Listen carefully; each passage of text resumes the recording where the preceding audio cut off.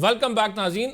कादिर साहब, बात हो रही थी कि आप भी फॉर्म 45 लेकर टॉक शोज में बैठते थे और कहते थे फॉर्म 45 पर क्या हुआ। अब वो कह रहे हैं आपकी चूंकि लीडरशिप की सेटिंग हो गई, इस वजह से आप इस पर बात नहीं करते हैं, ऐसा ही है? देखिए, अगर लीडरशिप की बात हो गई होती तो मुझे भी हिदायत आ जाती कि भाई चुप कर को नहीं बोलो।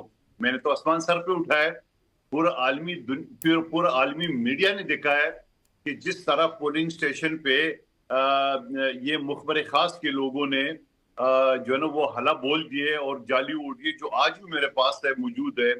लेकिन साथ साथ मैं पंजोता साहब को ये कहना चाह रहा हूँ, ये बार बार 8 फरवरी की बातें करे। अभी कुछ दिन पहले आपने देखा नहीं है कि 27 दिसंबर को बीबी शहीद के बरसी के मौके पे आपने मुजमा देखा?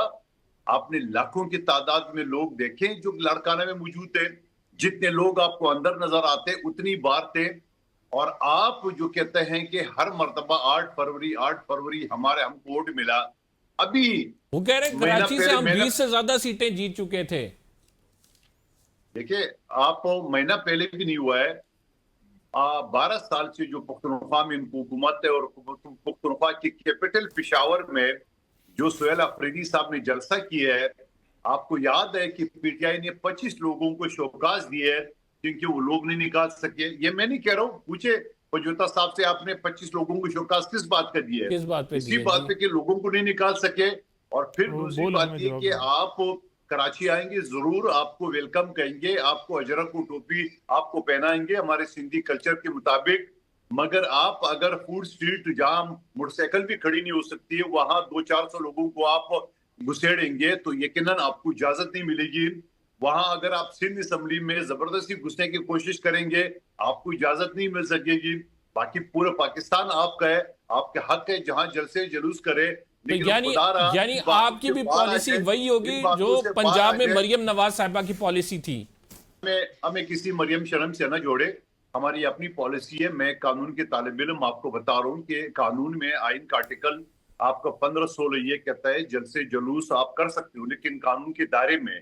आप मुझे बताओ, फूड स्ट्रीट एक खाने की जगह होती है जहां पैदल के अलावा गाड़ी नहीं जा सकती है। वहां आप लोगों को 200-400 मसला लोगों को, यूट्यूबर को, कल अदम तंजीमों के लोगों को आप घुसेड़ेंगे, आपको इजाजत कैसे मिलेगी? सर कौन वो सा नहीं कानून इजाजत देगा? देंगे, बिल्कुल आपकी बात जी। पंजोता साहब नहीं देंगे वो इजाजत देखिए, आपको। बात ये है ना कि पीपल्स पार्टी जो है ना वो एहतजाज करे, वो रैली निकाले, वो पीएमएलएन जो है वो रैली निकाले, वो जलसा करे, नवाज शरीफ बतौर इश्तिहारी उस जलसे के अंदर खड़े हों, तो वो जो है आइन और कानून के मुताबिक है। और पीटीआई अगर करे तो उसके अंदर जनाब कलदम तंजीमें घुस गई हैं। यार आप कैसी बात करते हो? शुरू से लेकर आज तक आप जो लाड़काना की आप जलसे की बात करते हैं, वहां पर बिलावल साहब ने बजाय ये कि भुट्टो साहब की जो है वो तारीफ करते, अपनी जो वालदा हैं उनकी तारीफ करते, आपने देखा होगा कि किन की तारीफ कर रहे थे? वो जो फार्म 47 का 45 का किस्सा कर रहे हैं उन्हीं की तारीफ कर रहे थे। तो ये दर्स हमें ना दीजिए। बात यह है कि सोहेल अफरीदी पूरा पाकिस्तान की आवाम का है, हम मूव कर सकते हैं। देखिए, आपने तो जेली मैंडेट के जरिए कब्जा किया हुआ है ना, उसके बावजूद आपका बात ये नहीं है। वो कह रहे हैं कि आप हमारी फूड स्ट्रीट में घुसेंगे, असम्बली घुसने की कोशिश करेंगे तो सॉरी, दरवाजे हम बंद हलीमा है अब्दुल आपके शेख लिए। को मैं अभी फोन करके मैं हलीमा अब्दुल शेख को कहता हूं कि आप वहां पर जलसे की जो है वो एनओसी के लिए दरखास्त दें। मदो खेल साहब को कहें कि ऑन द रिकॉर्ड यहां पर कह दें कि ये कल ही उनको इजाजत दे देंगे तो हम जलसा कर लेंगे। तो जलसे फूड की स्ट्रीट जी की जो जी आप मंदो बात कर खेल रहे हैं ना, साहब इजाजत देंगे इन्हें जलसे की?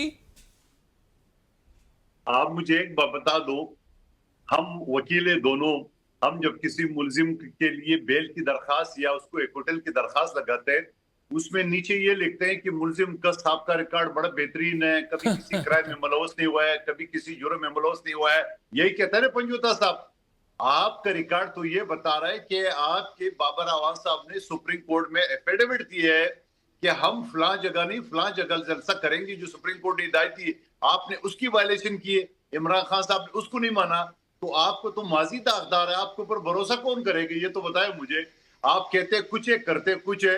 आपको इस वजह से फूड स्ट्रीट की इंतखाब करना पड़ता है या शॉपिंग सेंटर का, क्योंकि आपको पता है वहां अगर 10 आदमी भी घुसेंगे तो अफरा तफरी होगा। अफरा तफरी में होगा तो आवाम को तकलीफ होगी, आवाम को तकलीफ हो गए तो आपका मीडिया टिकटॉक जो है ना वो अच्छी तरह बन सकेगा। अब आप लाहौर के दौरे से ये बता दे आपने क्या हासिल किया है सिवाय दक्कन बेल का, आपने क्या किया है? आपकी मीना खान अफरीदी ने जो जबान इस्तेमाल की है, ये जबान होता है किसी उसमें? यकीनन मैं कहता हूँ वो जो कोई मोहसिन बिलाल नाम का कोई जर्नलिस्ट है जिसने जो प्लांटेड था उस्मा बुखारी की तरफ से, उसने आपसे गलत सवाल किए मगर जवाब भी तो आपने डबल गलत दिए है, तो ये भी तो कह देना अब साथ साथ। दूसरी बात मैं ये कहना चाह रहा हूँ, आपका मुल्क है, आपका शहर है, आपका हर जगह जा सकते हैं, मगर क्या करे आप कमबख्त, आपके ऊपर भरोसा कौन करेगा? आपका तो माजी दागदार है।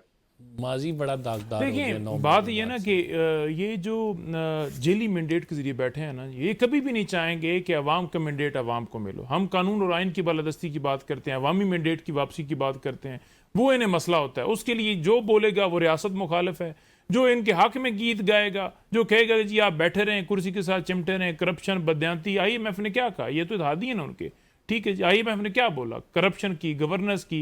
उन्होंने कहा जी मनी लॉन्ड्रिंग की गई, जो पैसा लूट के बाहर लेकर गए वही वापस लेकर आ जाएं। उन्होंने कहा जी कि सजाओं का अगर अमल ठीक कर लें तो पाकिस्तान की बेहतरी हो सकती है। लेकिन क्या उससे हदायत ये लेंगे? ये नहीं लेंगे, क्योंकि जो उनका तरीकाकार है शुरू से लेकर आज तक वही है। अब दूसरी बात ये रहेगी कि देखें, उन्होंने कहा जी कि इनके पास अवाम नहीं है, तो मैंने कहा कि आप NOC दे दें। उसके ऊपर उन्होंने कहा जी कि ये तो दहशतगर्द हैं। ज़ाहिरी बात है, दहशतगर्दी के मुकदमा जब हम निकलते हैं दहशतगर्दी होती है, जब आप निकलें वो मुहब्बे वतनी होती है। एक फैसला आया डिजिटल दहशतगर्दी के हवाले से, 2 बार उन्हें उम्र कैद की सज़ा सुनाई गई है। मोहित पीरज़ादा, साबिर शाकिर, वजाहत एस खान, ये तमाम लोग जो थे इसमें, हैदर मेहदी साहब, क्या राय है PTI की इस फैसले पर? देखें, यहाँ पर मुनीफ फारूक हों, यहाँ पर आपके दूसरे जो इधर बैठे होते हैं मुख्तलिफ प्रोग्राम्स के अंदर, जो उनको सूट करते हैं वो बिल्कुल मुहब्ब वतन है। और जो कहे कि आप अपनी आइनी हदूद के अंदर हैं, उनको मुल्क बदर होना पड़ता है, उनको मुल्क छोड़ना पड़ता है। साबिर शाकिर ने क्या कसूर किया? ठीक है, मोहित पीरज़ादा ने क्या कसूर किया? इमरान रियाज ने क्या कसूर किया? आपने फैसला जो दिया है, मुझे फैसले में दिखा दें आप तमाम तफसील के उनके ऊपर ये इल्ज़ाम था, ये उन्होंने बात की और ये गलत बात की। दहशतगर्दी का नहीं, इल्ज़ाम डिजिटल है। दहशतगर्द तो पाकिस्तान तरीके इंसाफ के हर वर्कर को कहते हैं ना, कहते हैं हर रोज के क्रैक डाउन होगा, आप आवाज ना उठाएं, आप आवाज बुलंद ना करें, आपको दबा दीजिए। ये सहाफ़ी काशिफ अब्बासी का क्या कसूर था? ठीक है जी। उसके अलावा सदीक जान का क्या कसूर था? और कितने साफी ऑफ एयर कर दी गई। अरशद शरीफ का क्या कसूर था? जी, आज तक कुछ इंसाफ कादिर क्यों नहीं साहब, मिला? इस पे आपकी राय क्या है सर? बड़ा इंपॉर्टेंट फैसला आया आज। कौन सा फैसले की बात कर रहे हो?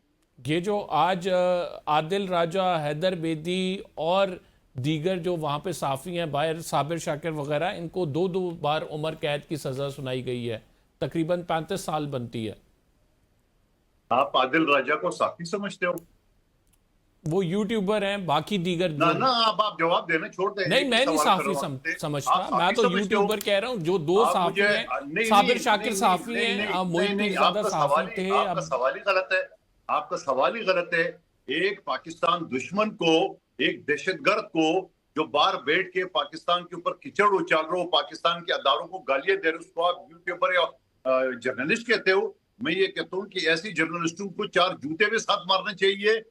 2 साल सजा तो बहुत कम है उसके लिए। और दूसरी बात ये कि ये अपने करोड़ों रुपए बटोरने के लिए पाकिस्तान के ऊपर, पाकिस्तानी अदारों के ऊपर जो कीचड़ उछालते हैं और उसके ऊपर बड़ी वाहवाह मिलती है PTI के वर्कर की तरफ से।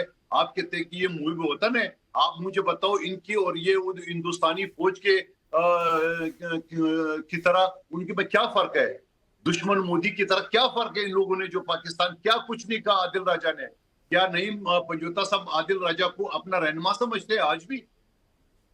नहीं, मैं तो कोई रहनुमा नहीं समझता। मेरे सामने फैसला लेकर आए, मेरे सामने हकायक रखें कि या ये वजह है, इस वजह से मोहित पीरज़ादा और साबिर शाकिर की जो है उसको सजा हुई है। ठीक है जी, तो अब मैं उसके ऊपर आपको मौक़िफ़ दूंगा। लेकिन आज तक क्या इंसाफ मिला है अरशद शरीफ को? आज तक जो साफियों के साथ जुल्म सितम किया गया, जो मारा पीटा गया, जो तशद्दुद किया गया, जमील फरूकी को उठा के अगवा किया गया। आपके सामने GNN की रिपोर्टर्स हैं, हर दूसरे चैनल की जो रिपोर्टर्स जिनको उठा के बाहर फेंका गया, तो क्या उनको इंसाफ मिलेगा? लेकिन देखिए जी कादिर साहब, जवाब ये वही मोहित पीरज़ादा है जो दुबई के अस्पताल में अपने मरे हुए बाप के अंगूठे लगवा रहे थे जायदाद के लिए। इसको आप जर्नलिस्ट कहते हो? इनको आप साफी कहते हो? खुदारा आप अपनी सफों में ऐसे लोगों को निकाल दे जो मरे हुए बाप के, ये मैं नहीं करो, ये तमाम मीडिया ने दिखा दिया है कि मरे हुए बाप के अंगूठे लगवा रहता मोहित पीरज़ादा। साफी कहते हो आप उसको? जर्नलिस्ट कहते हो? खुदा का वास्ता। ये चलें इस बात से आगे निकलते हैं, कौन सहाफ़ी है, कौन सहाफ़ी नहीं है, कौन मुहिब्बे वतन है, कौन गद्दार है। एक बड़ा इंपॉर्टेंट इशू जो आप दोनों से डिस्कस कर रहे हैं, बल्दियाती इंतखाबात पे बात करते हैं। 10 साल हो गए हैं, 2016 से लेके कादिर साहब अभी तक 2026 आ गया है, बल्दियाती इंतखाबात नहीं हुए हैं। इसमें पीटीआई की भी हुकूमत आई है, मुस्लिम लीग नून की हुकूमत दोबारा से भी आई है, पीडीएम की भी हुकूमत रही है, आप उसके इत्तेहादी भी रहे हैं। क्यों नहीं हो सके बल्दियाती इंतखाबात? क्यों सियासतदान जो है इस पावर हब पे बैठ जाते हैं, नीचे तक ग्रास रूट लेवल तक मुंतकिल ही नहीं हो सकती वो पावर? देखिए, अगर मैं अपने घर से बात शुरू करूं, सिंध में अल्हम्दुलिल्लाह बल्दियाती इंतखाबात हो चुका है। आपके सामने की बात है, अगर कराची के 25 टाउन में जहां 9 टाउन जमा इस्लामी के है, 3 पीटीआई के है और बाकी 12-13 जो ना वो पीपल्स पार्टी की है, वहां अगर मैं बलूचिस्तान की बात करूं कि वहां बल्दियाती इंतखाबात हो चुके हैं, जहां हमारी इत्तेहादी हुकूमत है नून लीग के साथ। जहां अगर आप पंजाब की बात करें तो पंजाब में तो खुद पीटीआई ने जो ना वो बल्दियाती अदारे तोड़ेंगे, ये बात हकीकत नहीं है। उसके बाद 3 साल से जो ना वो मुस्लिम लीग नून की तहलील हुकूमत, किया था, बिल्कुल बात हकीकत है ये। 3 साल से मुस्लिम लीग नून की हुकूमत बल्दियाती इंतखाबात नहीं करा रहे। अगर वहां कानून साजी की है बल्दियाती तो क्यों वो नहीं बगैर करा रही है? मेयर आपका के। क्या ख्याल है कि मुस्लिम लीग नून क्यों नहीं करा रही बल्दियाती इंतखाबात? देखिए, मुस्लिम लीग नून को खौफ है ना ये फॉर्म 47 के। मैं तो बार बार नहीं पूछता, साहब मुझसे उगलवा रहे बात। मैं तो कहता हूँ नवाज शरीफ फॉर्म 47 के तहत बना हुआ है, शहबाज शरीफ फॉर्म 47 का है, मरियम बीबी फॉर्म 47 का है, अता तारड़ फॉर्म 47 का है। ये तो मैं कह रहा हूँ, लेकिन इनको खौफ है। और फिर जहां कानून ये कराची के हमारे मुखबर खास जो बैठे हुए हैं, मैंने मुस्तफा कमाल की सूरत में ये भी भागे भागे पंजाब असम्बली से करारदाद पास किए। वो भाई कम वक्तो, जिस असम्बली से आपने करारदाद पास कराई उससे 3 साल से वहां पे बल्दियाती इलेक्शन नहीं कराए। और बल्दियाती इलेक्शन के अगर कानून बना है तो बगैर मेयर के बना है। और आज काबीना के इजलास तो शायद इस्लामाबाद का भी उसी तरह करना चाह रहा है। ये सवाल तो आप मुस्लिम लीग नून से पूछे, पीटीआई से पूछो।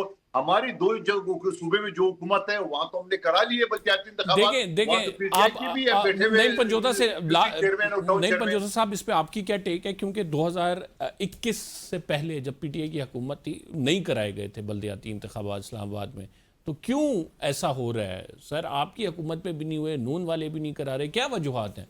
देखिए 2015-16 के अंदर जो है इंतखाबात हुए, वो 2021 में वोटिंग और ख़त्म हुआ, और उसके बाद 2022 में इमरान खान की हुकूमत को गैर आइनी तरीके से मंडियाँ लगा कर सिंध हाउस के अंदर, ये जो आज जमहूरियत के दावे कर रहे हैं पीपल्स पार्टी, सिंध हाउस के अंदर ये मंडियाँ लगी थी। 2021 में आपने क्यों नहीं कराए? देखिए बल्दियाती इंतखाबात 2021 में नहीं हुए तो 22 में हुकूमत ख़त्म हो गई, हमारे क्या टेन्योर हमारा पूरा होने दिया गया। 5.5 साल होता तो 22 के अंदर हो सकते थे। जब अगर वो डिले कर रहे हैं तो आपको डिले भी नहीं करना चाहिए था ना? देखिए बिल्कुल आप बात ठीक कर रहे हैं, लेकिन हमने कभी डिनाई नहीं किया, लेकिन ये तो जानबूझ के नहीं कर रहा है। इनकी 2.5 साल से हुकूमत है, ये क्यों नहीं करवा रहा है? पंजाब के अंदर जब भी डेट आती है उसको फिर एक्सटेंड कर दिया जाता है, सिर्फ इसी वजह से इन्हें पता है कि अवाम में इनकी पजीराई नहीं है, और अगर जिस दिन भी इलेक्शन हुए उस दिन फिर ये धांधली करेंगे, अंपायर को साथ मिलाकर ये खेलेंगे। नाज़रीन, बल्दियाती इंतखाबात बड़े अरसे से एक मसला रहे हैं और अभी भी मसला बने हुए हैं, और उसकी ये है कि जब भी बल्दियाती इंतखाबात होने लगते हैं हम एक नई कानून साजी की तरफ चले जाते हैं, कभी हल्का बंदियों की तरफ चले जाते हैं, और कभी किसी ऑर्डिनेंस के ज़रिए कोई तरमीम आ जाती है। बहरहाल जमहूरियत में बल्दियाती इंतखाबात एक बुनियादी हिस्सा हैं और ये होने बड़े ज़रूरी हैं, इक़्तिदार की मुंतकली बड़ी ज़रूरी है। लेकिन क्या हुक्मरान इस पे कान धरेंगे, इस मामले को आगे लेकर चलेंगे या नहीं, इस पर बात करेंगे अगले प्रोग्राम में। फ़िलहाल के लिए इतना ही। कमर ज़ैदी को इजाज़त दीजिए, अल्लाह ने के बाद।